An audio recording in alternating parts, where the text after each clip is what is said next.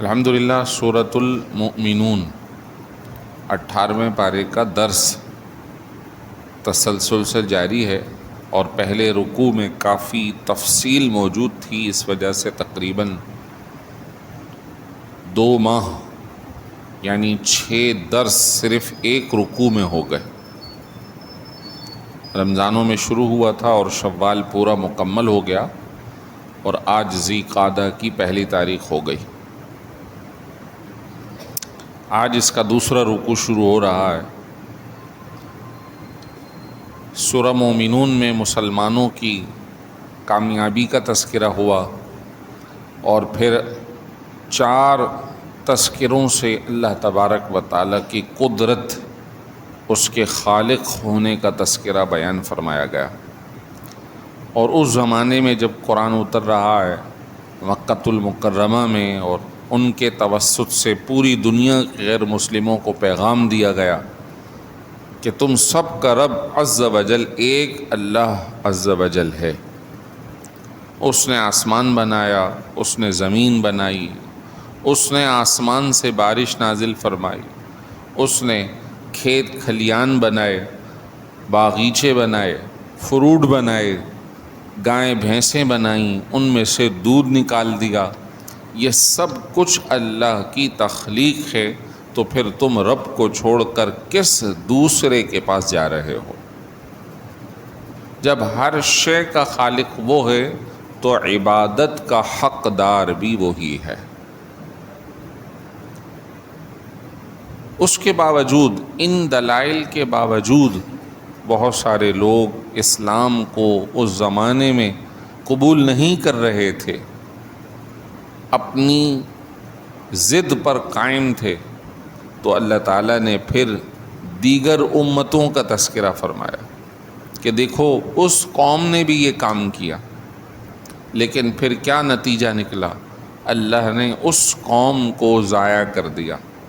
وہ قوم نوح علیہ السلام کی قوم تھی، وہ قوم حضرت ہود علیہ السلام کی قوم تھی، وہ قوم حضرت موسیٰ کی قوم تھی، بنی اسرائیل۔ تو یہ تذکرے عبرت کے لیے، نصیحت کے لیے۔ قرآن تاریخ کی کتاب نہیں، اسٹوریوں کی کتاب نہیں۔ تاریخ کو اگر بیان کیا گیا ہے تو وہ صرف اور صرف نصیحت کے لیے، عبرت کے لیے۔ چنانچہ اب تقریباً 2 رکوع تک پچھلی قوموں کا تذکرہ آیا، اور پھر جب 4تھا رکوع شروع ہوگا تو پھر ایک نیا مضمون شروع ہوگا۔ تو پہلے رکوع میں مسلمانوں کی کامیابی اور اللہ کے توحید کا تذکرہ، اور پھر نہ ماننے والے لوگ، ان کا 2 رکوع میں تذکرہ ہوا۔ تو آج قوم نوح علیہ السلام کا تذکرہ ہو رہا ہے۔ پہلے بھی کئی مرتبہ قرآن میں آ چکا، آج پھر ایک نئے انداز میں۔ ارشاد فرمایا وَلَقَدْ أَرْسَلْنَا نُوحًا إِلَىٰ قَوْمِهِ فَقَالَ يَا قَوْمِ اعْبُدُوا اللَّهَ مَا لَكُم مِّنْ إِلَٰهٍ غَيْرُهُ۔ ہم نے نوح کو ان کی قوم کی طرف بھیجا، انہوں نے جا کر کہا اے میری قوم، ایک اللہ ہی کی عبادت کرو، اس کے سوا تمہارا کوئی بھی عبادت کا حقدار، مستحق نہیں ہے۔ کیا تم ڈرتے نہیں ہو؟ افلا تتقون۔ فقال الملأ الذین کفروا من قومه ما ھذا الا بشر مثلکم۔ تو ان کی قوم نے، جو قوم کے کافر لوگ تھے، انہوں نے کہا ما ھذا الا بشر مثلکم، اپنے دیگر لوگوں کو، ارے یہ نوح تو تمہاری طرح ایک انسان ہی ہیں، بشر ہی ہیں۔ یرید ان یتفضل علیکم، یہ چاہتے یہ ہیں کہ تم پر اپنی بڑائی، فضیلت قائم کر دیں۔ وَلَوْ شَاءَ اللَّهُ لَأَنزَلَ مَلَائِكَةً، اگر اللہ چاہتا تو پھر ہمارے پاس فرشتہ نازل فرماتا۔ ما سمعنا بہذا فی آبائنا الاولین، ہم نے یہ والی بات اللہ کے سوا کسی کی عبادت نہ کرو، اسی کو معبود مانو، ہم نے یہ نہیں سنا اپنے آباء و اجداد میں جو ہمارے پرانے گزرے ہیں کسی نے یہ بات کی ہو۔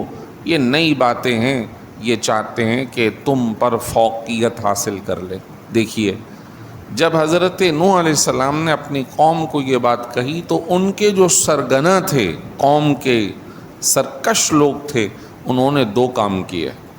ایک کام یہ کیا کہ نبی کی بات کو ایک اچھوتے اور ایک نئے انداز میں انکار کیا، ڈائریکٹ انکار نہیں کیا، بلکہ کہا دیکھو یار یہ تمہاری طرح لوگ، یہ جو نوح ہیں یہ تمہاری طرح ہی تو ہیں، اگر ان کی بات مان لو گے تو ہوگا کیا، یہ تم پر فضیلت والے بن جائیں گے، لہذا ان کی بات مت مانو۔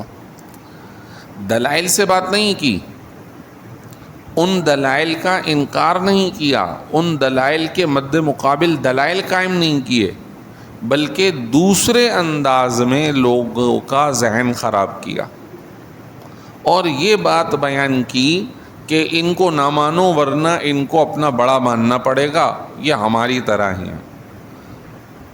آج بھی ایسے بہت سارے لوگ ہیں جو انبیاء اور مرسلین ہوں یا صالحین امت ہوں، ان کو جو اللہ نے عزت، احترام، مقام دیا ہے اس کو نہیں مانتے، وہ کہتے ہیں ہماری طرح تو ہیں۔ اور ایک وہ نوجوان بظاہر مقرر بن کے ان بزرگوں کے خلاف باتیں کرتا ہے، انجینئر محمد علی مرزا، وہ ان صالحین امت کی اگر کوئی بات آتی ہے تو کہتا بابے شابے، حالانکہ اللہ تعالیٰ نے ان کو عزت دی ہے، انبیاء ہوں یا انبیاء کے بعد اصحاب ہوں، ان کی آل ہوں یا اللہ کے ولی ہوں۔ یہ کافروں کا طریقہ ہے کہ وہ صالحین امت کو اپنی طرح ٹھہرا کر ان کی باتوں کو بے قدر کر دیا کرتے تھے۔ سب سے پہلے تو یہی ماننا پڑے گا نا کہ آپ کو پہلے انہیں عزت دینی ہوگی، پھر آپ ان کی بات کی اہمیت مانیں گے۔ اگر آپ ان کی عزت اور احترام کو ہی مائنس کر دو تو پھر ان کی کہی ہوئی بات کی بھی کوئی قدر نہیں رہے گی۔ اچھا، یہی ایک زہر غیر مسلم یورپی ممالک سے مسلمانوں کے خلاف قائم ہوا۔ وہ کیا؟ یہ مسلمان سب سے برے لوگ ہیں، سب سے برے لوگ ہیں، اسلام اچھا ہے لیکن مسلمان سب سے برے لوگ ہیں، ہمارے یہ مسلمان سب سے خراب۔ تو ہم آپس میں بھی اس جملے کا شکار ہوئے۔ نہیں، اللہ تعالیٰ نے فرمایا مسلمان اچھا ہے، کنتم خیر امتن، تم بہترین امت ہو۔ اللہ جسے بہترین فرما رہا ہے اسے ایک پروپیگنڈے کے ذریعے، ایک سازش کے ذریعے کمتر کرنے کی کوشش کی جا رہی ہے۔ نہیں، اسلام بہتر ہے، اسلام کا ماننے والا بھی بہتر ہے۔ مسلمانوں کو یہ بات ہر ایک پہ چسپاں کی گئی، ان کی مساجد برباد کی گئیں، ان پہ ظلم و زیادتی کی گئی، یہ دہشت گرد ہیں، دہشت گرد ہیں۔ لیکن اگر حساب کتاب لگائیں تو ان غیر مسلموں نے مسلمانوں سے زیادہ قتل عام کیا، بوڑھے بھی، بچے بھی، جوان بھی، جگہیں بھی، نہ جانے کتنے انہوں نے نقصانات پہنچائے۔ اس کے باوجود ان کو کہا جاتا ہے یہ مہذب قوم ہیں، اور ہم جو ہیں یعنی مسلمانوں کو کہا جاتا ہے کہ جناب والا ان کو تربیت نہیں معلوم، ان کو تربیت ہی حاصل نہیں۔ نہیں، ہماری تربیت دنیاوی نہیں بلکہ ہماری تربیت دینی ہے۔ ایک صحابی رسول جو ہے وہ کسی علاقے میں گئے، بطور سفیر تھے، اور وہ عیسائیوں کے علاقے کے اندر اور سفارت کاری ہو رہی ہے، جیسے ابھی امریکہ اور ایران کی بات ہو رہی ہے، بات چیت چل رہی ہے، اس طرح تھی کوئی بات، آپس کا اختلاف تھا۔ اب وہاں انہوں نے کھانا پیش کیا، مسلمان صحابی جو سفیر تھے وہ کھانا کھا رہے ہیں تو ایک لقمہ ان کا یا کوئی ٹکڑا روٹی کا وہ نیچے گر گیا دسترخوان پہ۔ اب آپ نے وہ ٹکڑا وہاں سے اٹھایا، اسے جھاڑا اور کھا لیا۔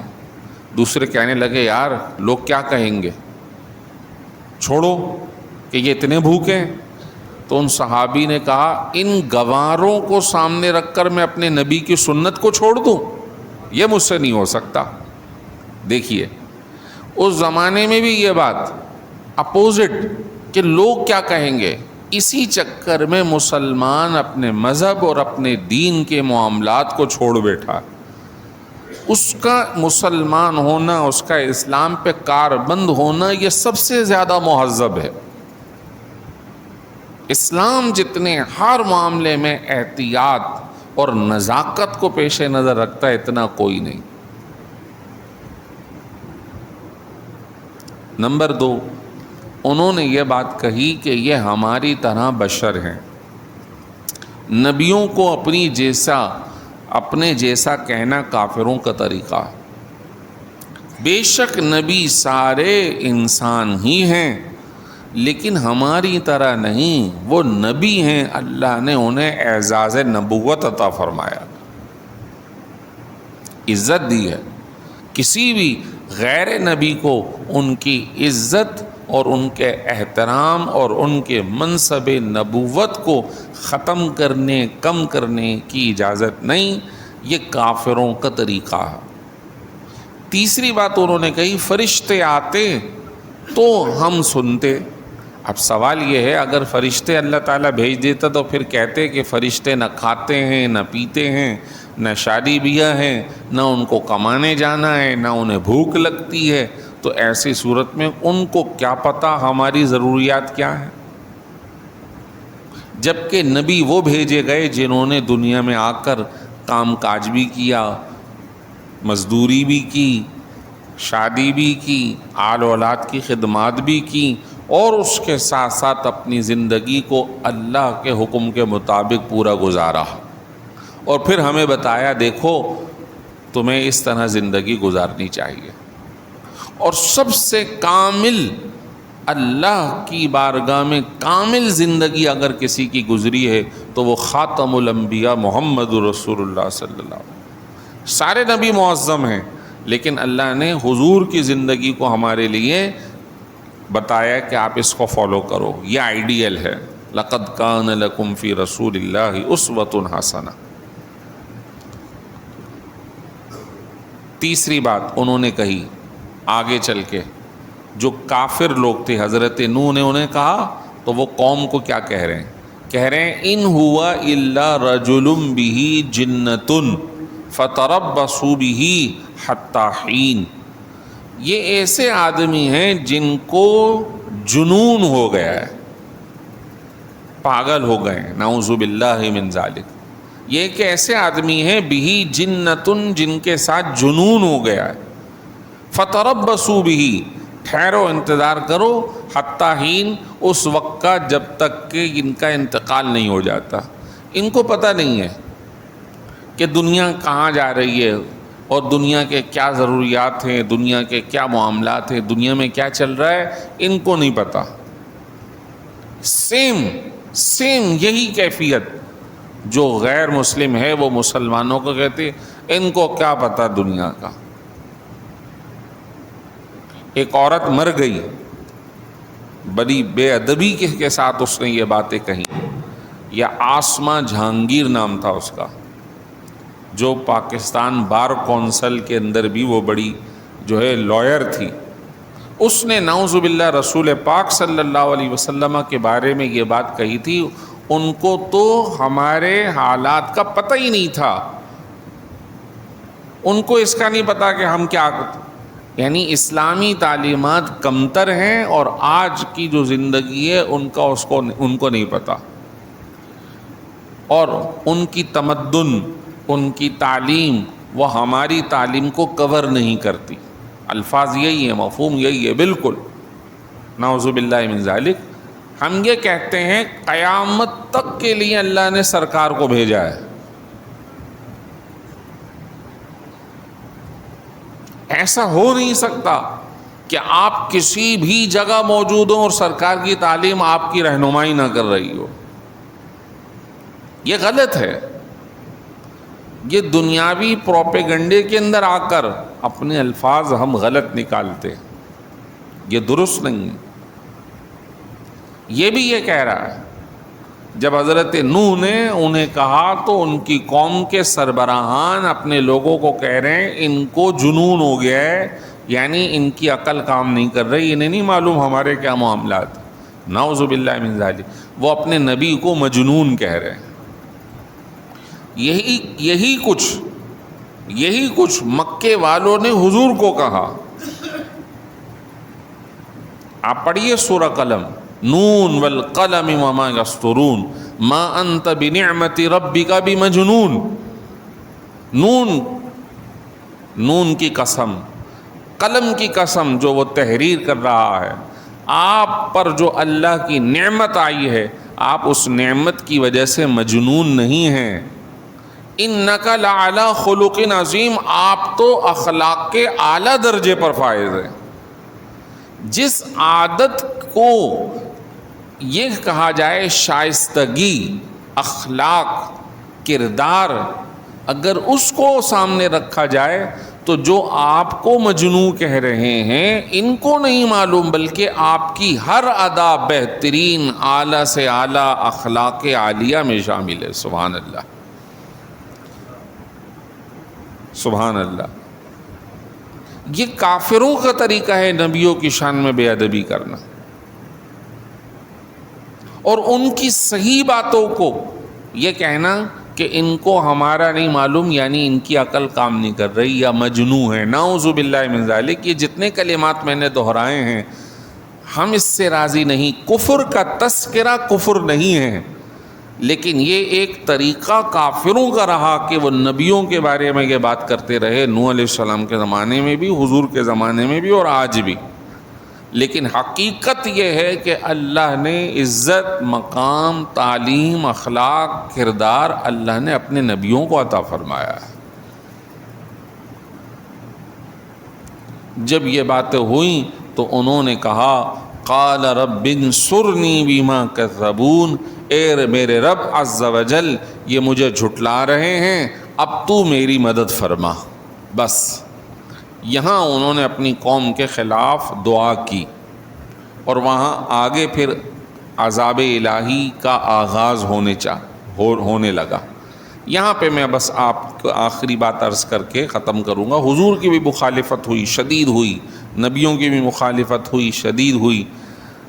ایک موقع پہ سرکار دو عالم صلی اللہ علیہ وسلم نے ارشاد فرمایا، ہر نبی کو ایک خاص دعا دی گئی کہ دنیا میں آپ کی ایک دعا قبول ہوگی۔ فرمایا ہر نبی نے مان لی۔ حضرت نوح نے مانگی، یا اللہ یہ قوم میری بات نہیں مان رہی، ان سب کو عذاب آ جائے۔ آ گئے، دعا قبول ہو گئی، معاملہ کلوز ہو گیا۔ حضرت ایوب بیمار ہوئے، دعا مانگی، قبول ہو گئی۔ حضرت زکریا اولاد نہیں تھی، دعا مانگی، اللہ نے یحییٰ دے دیے، دعا قبول ہو گئی۔ حضور نے فرمایا میں نے وہ دعا سنبھال کر رکھی ہوئی ہے، کل قیامت میں اپنی امت کے لیے مانگوں گا کہ میرے رب عز وجل میری امت کو جہنم سے نکال کر جنت میں داخل فرما دے۔ سبحان اللہ، کیا شفیق و مہربان رحمت للعالمین پیارے نبی اللہ نے ہمیں عطا فرمایا۔ اللہ ان کی دعا کے طفیل ہماری دنیا اور آخرت کو بھلی فرما دے۔ وآخر دعوانا الحمدللہ رب العالمین۔